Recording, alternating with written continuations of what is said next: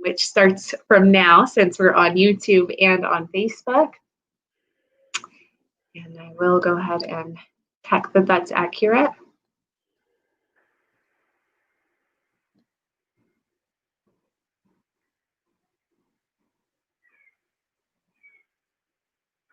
Also waiting for folks. Perfect.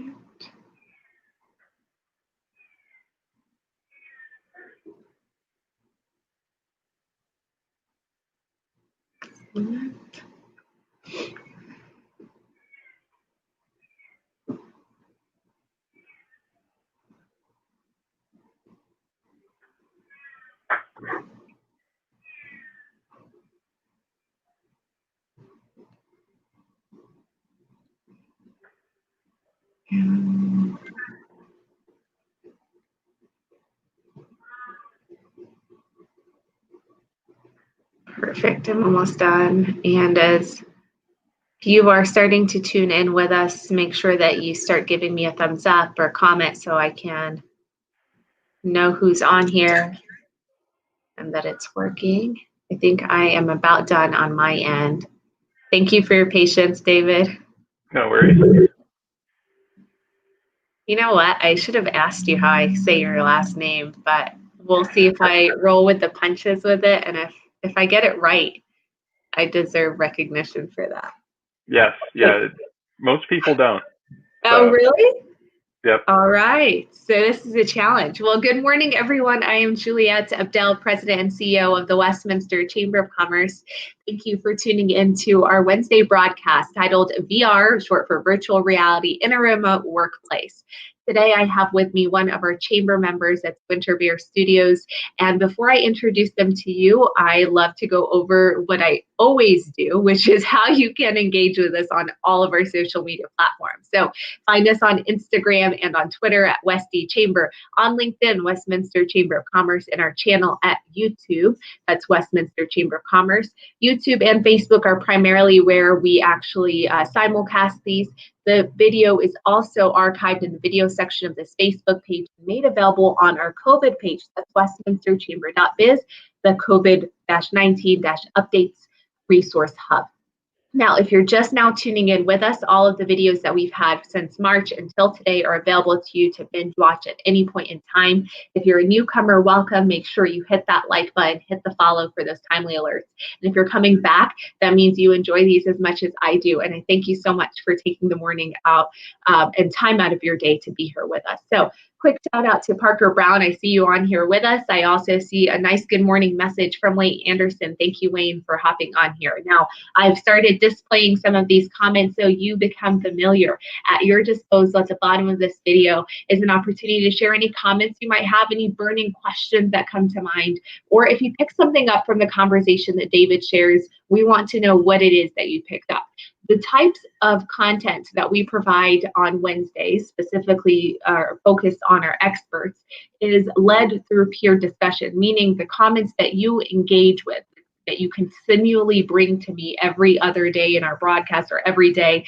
That's generally where I pull in the topic, in addition to the surveys that we're doing in the website component that we have. That being said, a lot of you have been interested in VR, and that's why I've made sure that today's presentation focused on this. So as you can see, any comments or questions will be displayed. Hopefully you have a wonderful profile picture like Wayne does over here that you're comfortable with us displaying. Make sure that you share any comments, questions, compliments, or kudos for us. We always like to hear those as well.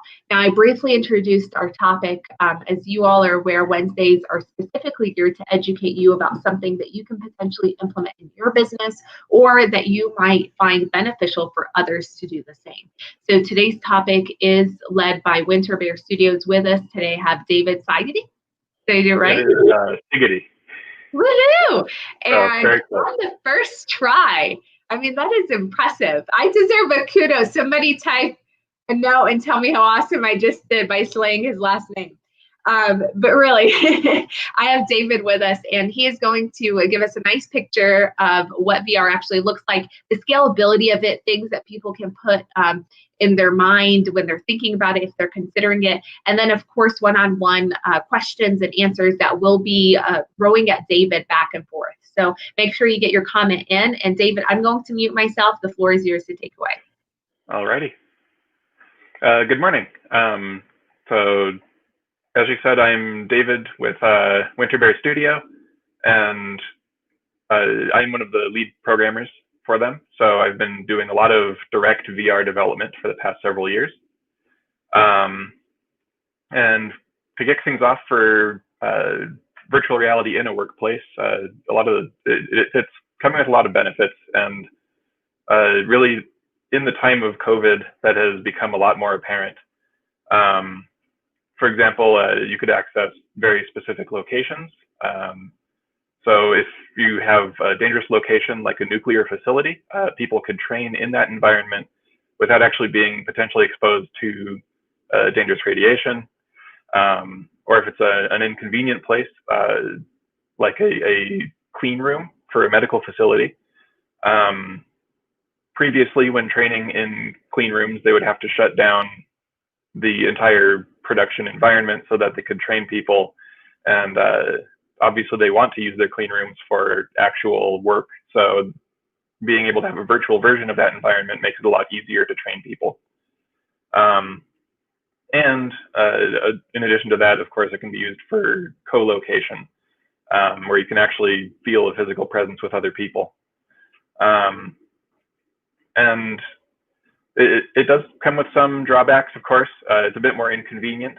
A lot of VR headsets have a very involved setup process. You need a good computer to run them. But it's been getting better. The Oculus Quest and other mobile VR solutions have really made it more accessible. There is the drawback of the Oculus Quest being owned by Facebook. A lot of enterprises are not a fan of that. Smaller businesses are more open to connecting to Facebook, but it's definitely a more challenging field to work around. And then another piece of the inconvenience as well is just you need a dedicated VR space, which some people may not have in their homes, but thanks to working at home, people have started sort of carving out niche areas for work anyway. And another thing too is for a long time, it has been challenging for some people to want to adopt new technologies. Thanks to everyone working at home now, that's sort of forced everyone to start adopting working from home, working on computers. So it has become a lot more apparent that it can provide a benefit to everyone. And then the other sort of challenge when it comes to adopting VR, especially for custom-built solutions, is that it's a very fractured ecosystem right now. So you have Oculus and HTC and Valve all making their own VR headsets, which all have their own controllers. So then when a solution is custom built, it raises the question, which system should be adopted? Should they all be adopted? Because that adds additional development time. So those are really the largest challenges that have to be overcome. And in the grand scheme of things, they aren't that difficult. And as time progresses, there's also a more open standard being adopted by all these companies, so that a developer could build an application in one platform, I suppose it would be, and then that would work on across every platform. So some of the ways that it's being used today, one of them is the most common one that I've seen is the educational case. So a lot of VR is being used for practicing various processes. So in a medical field, if there's a certain sequence that has to be done for like building an assembly of bags or transferring fluids, those things can be practiced in a virtual environment, which allows them to have unlimited tools.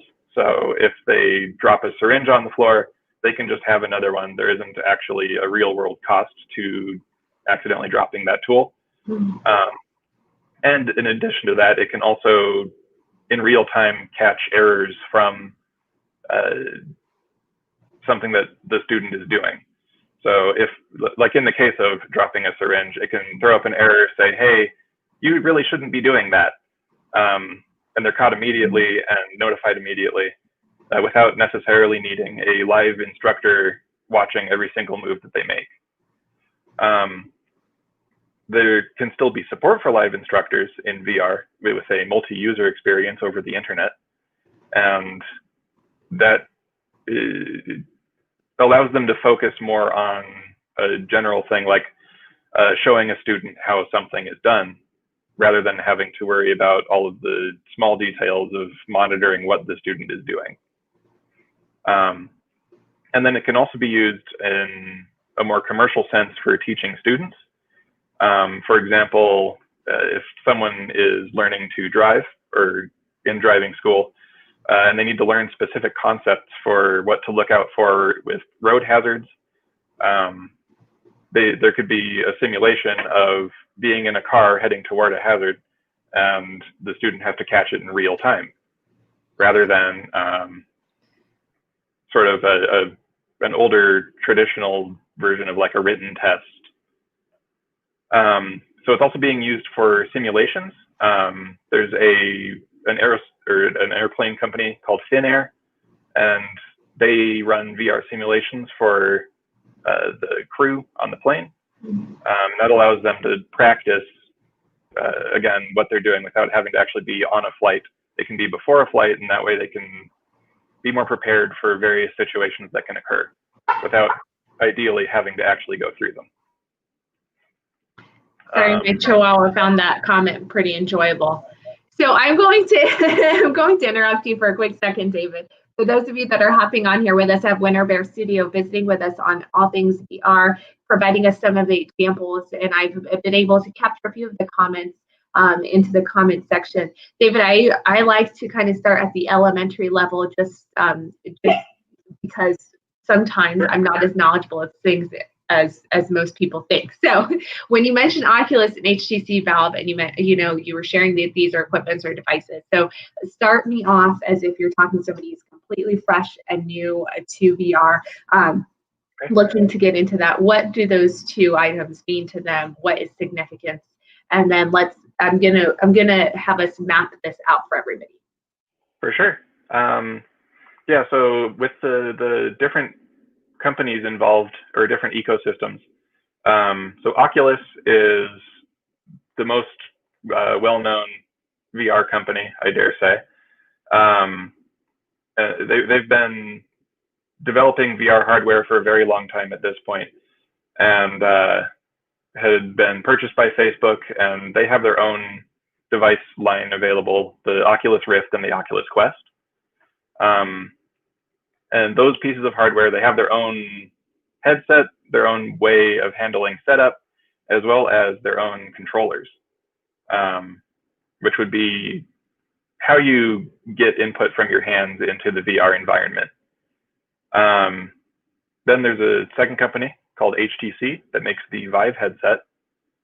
The Vive differs from the Oculus Quest in that it has to be connected to a computer that is able to run VR.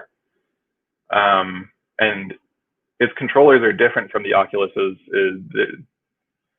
They're more touchpad oriented, a little bit less ergonomic.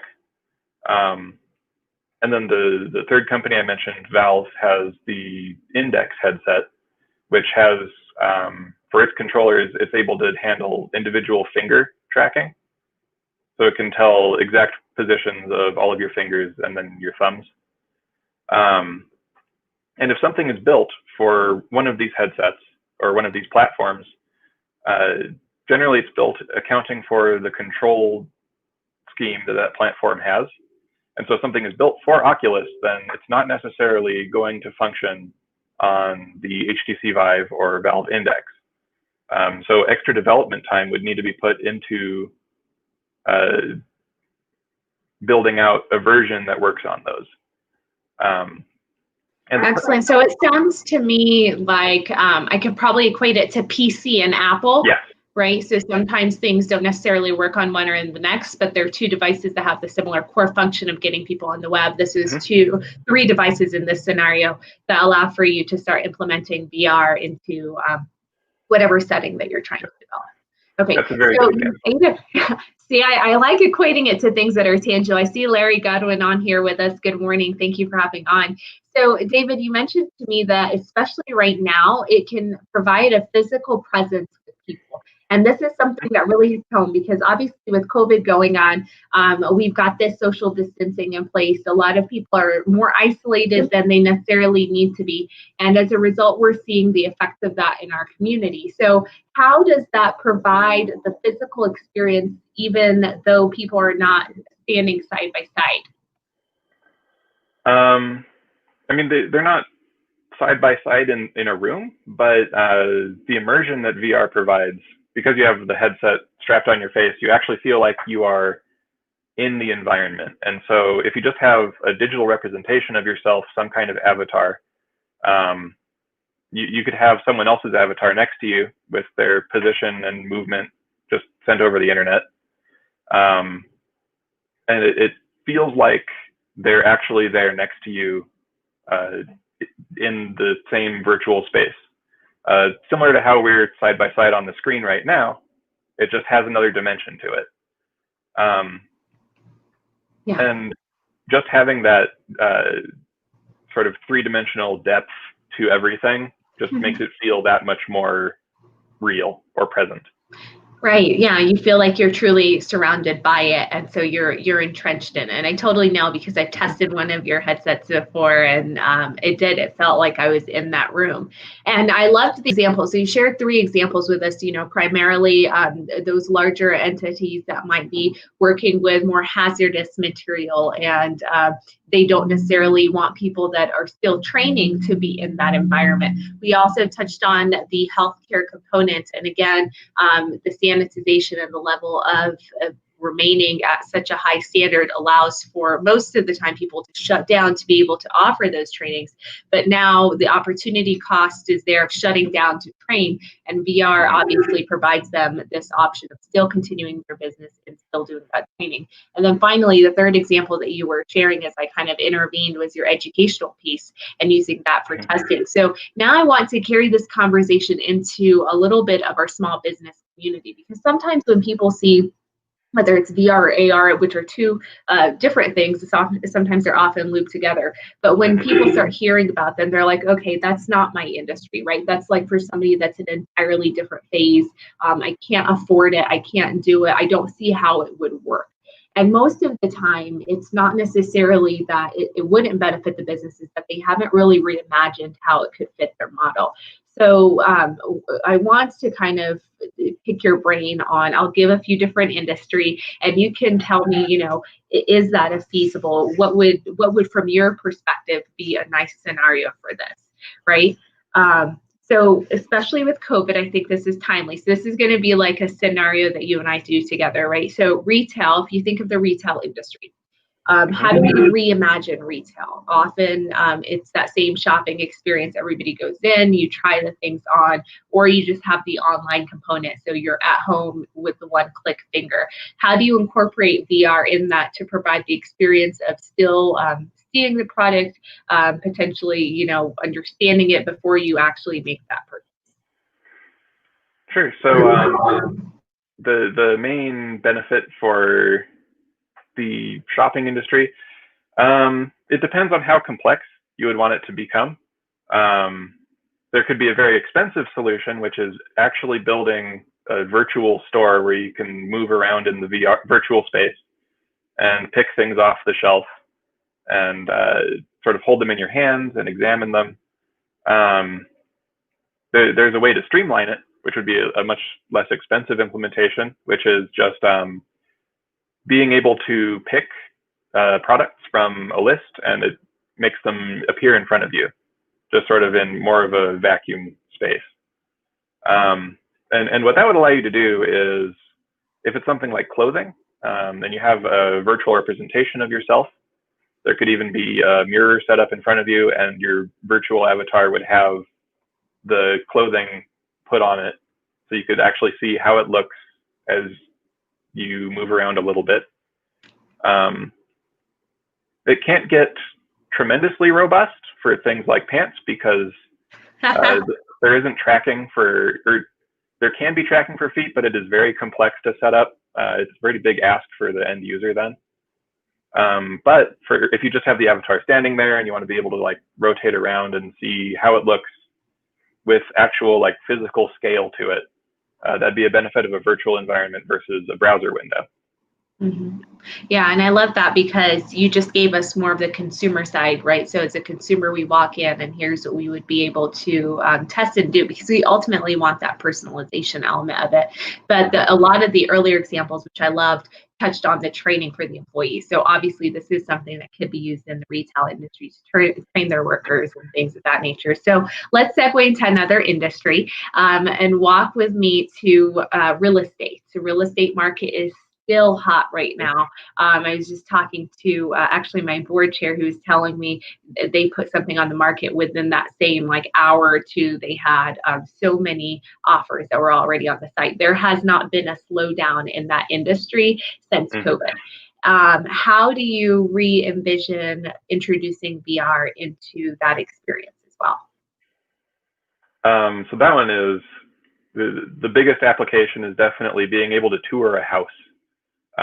Because there's really, when you're buying a house, you need to look at it in person to really get a feel for how the house feels.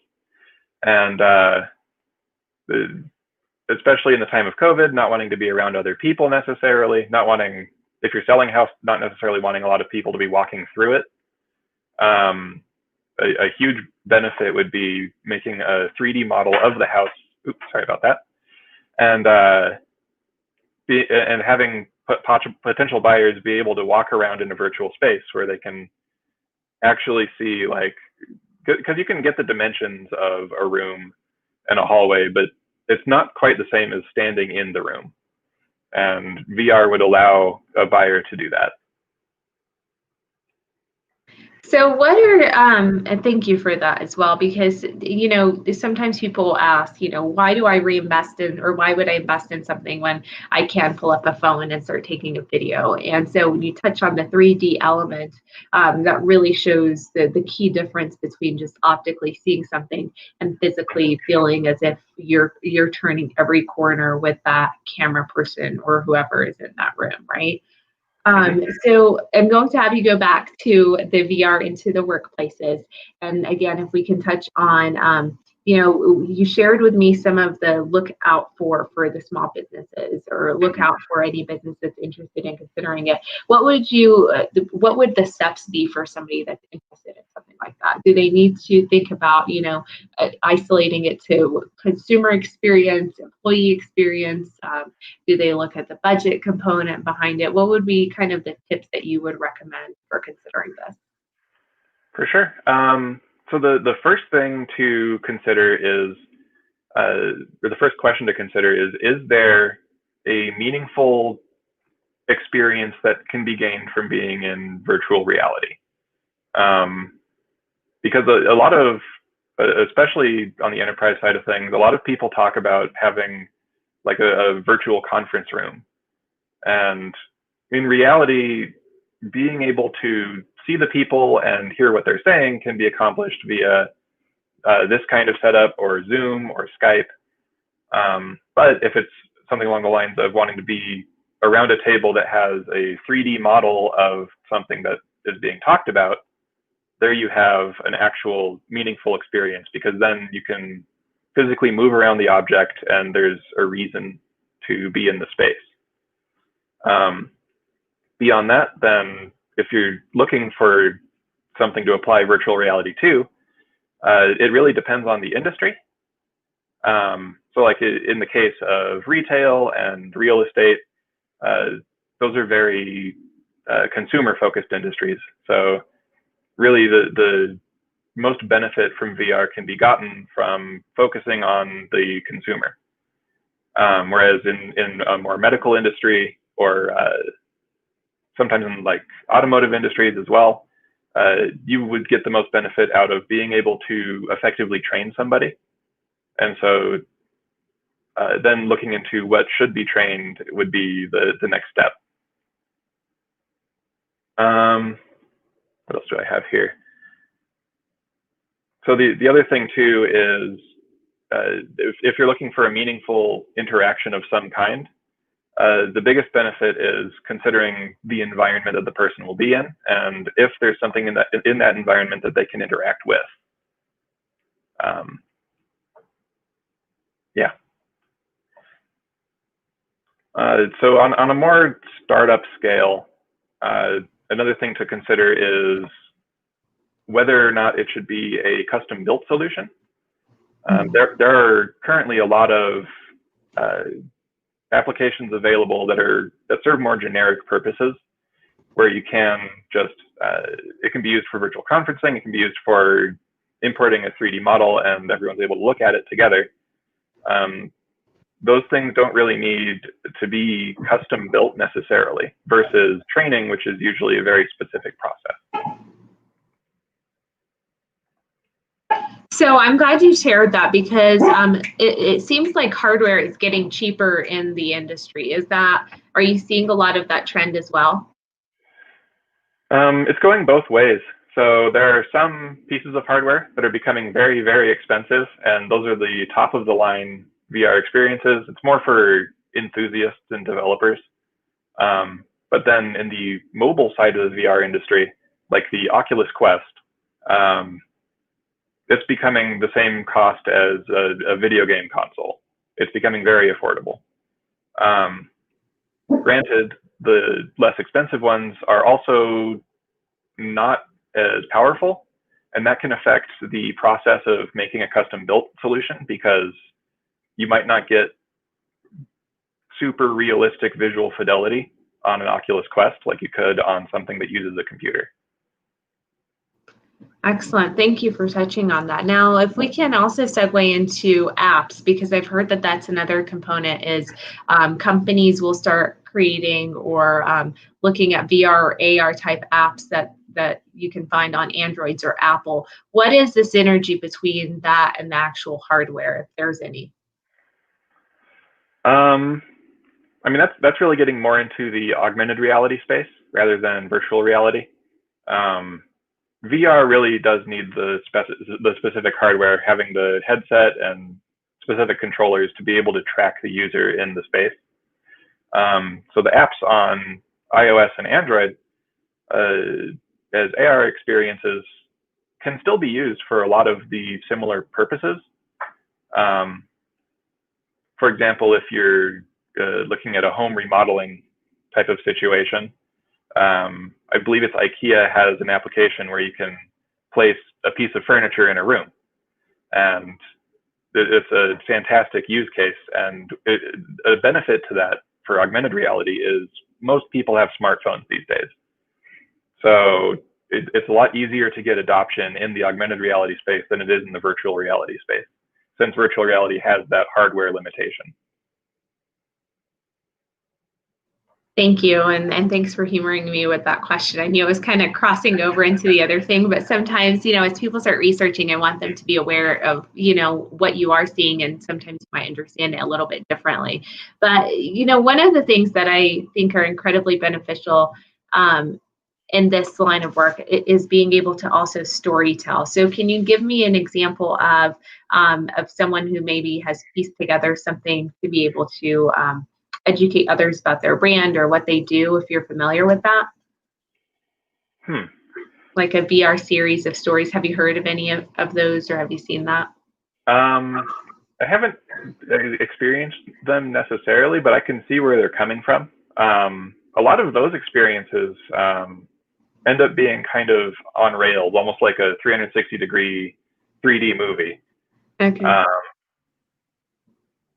But yeah, a lot of the stuff I've seen has been more about directly interacting with things rather than learning about a company. Right. So then learning through it.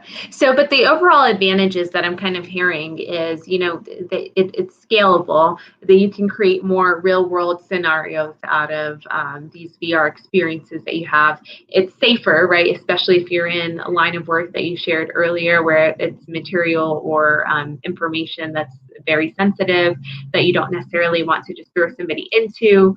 Is there a lot of risk that's involved with going into the VR? In creating a VR platform for your business? The biggest risk is adoption, and it's seen with any major piece of technology. I've seen it with mobile applications as well. Having a training application on a tablet, and you have the one old person that just doesn't want to have any part of that. This is not how we used to do things. I don't want to do it that way now. Yeah. Okay. But yeah, like I mentioned earlier, working from home has really inspired a lot of people to adopt new technologies quickly because they have to in order to keep being able to work. Right. And now they can kind of create more of a remote, right now they can help them with saving time in a remote setting, right? And overall kind of the money behind, we talked about the opportunity costs generally that would have been there and the ability to still run the business and train employees that may be starting up with that company. I'm sure it also touches on employee retention in some form or fashion, because when people know what they're expected to do and are taught the appropriate things, it also gets them to be more committed or willing to stick it through until the end of that tenure with that company. But I think one of the most important elements of this and why we chose to have this conversation today is the innovative side, is that it can bring innovation to any type of business, and being able to offer different scenarios or different options for employees, your consumers, or your company itself is one of the more important adaptability pieces on this. Believe it or not, David, we are already at our 30-minute mark. Wow. It's like, I know, I told you, like, it goes by super fast. And I know I've had like several people hop in and off. They've been tuned in more than they have necessarily commented. I see Thane and a few other people on here. So for those of you that do hop on later and watch this after we are live, make sure that you give us that hashtag replay. If you do come up with any questions or comments that you didn't get a chance to ask, because a lot of times when we're still learning information, we're processing it, and then we think of questions after the fact, we will take those questions and send them into David to get them answered. That being said, if people want to find out more about you, David, if they have a question related to VR or what you all are able to offer, how can they reach out to you or learn more about WinterBear? So they can reach out to me via email. My email is david@winterbearstudio.com. And that is a singular studio. We only have the one for now. And that would be the best way to reach me. We have our website, winterbearstudio.com, which just has a small overview of the company. Really, the best way to get to know us is through email and just communicating with us directly. Well, I thank you so much, David. And I thank everybody for kind of tuning in this morning with us and spending some time to learn about kind of the future in work and the future in different industry, really. So I appreciate you for and give you a kudos for actually wanting to learn more about something that's unfamiliar to a lot of industries to this day. And of course, to David, thank you for hopping on here with me and sharing your insights. I know you are very technical, and I decided to steer this conversation to layman terms because when you start going into the details, I'll get glossed over. But I appreciate it.